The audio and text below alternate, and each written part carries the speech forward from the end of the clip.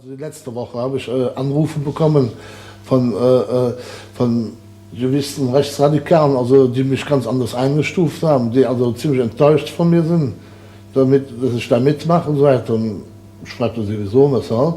Ja, würden auch so eine schöne aggressive Musik machen, das würde doch gar nicht dazu passen.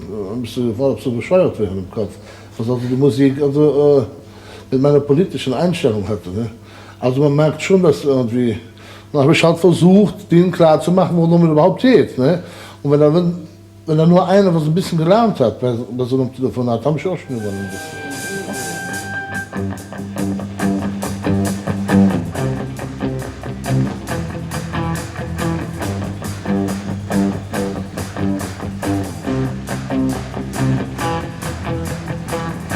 Das ist wieder Sauerei.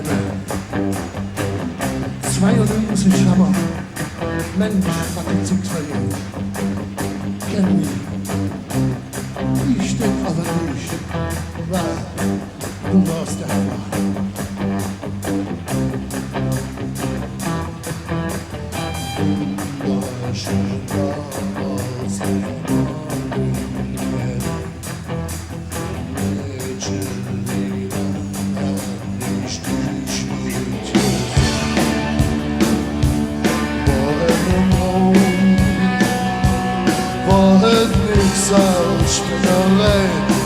Wo dran war, es ist vorbei, vorbei. Candy, du kannst nicht verstanden. Denn so oft war nicht, wieso will ich dich schon? Candy, wieso dann los wieder gehen?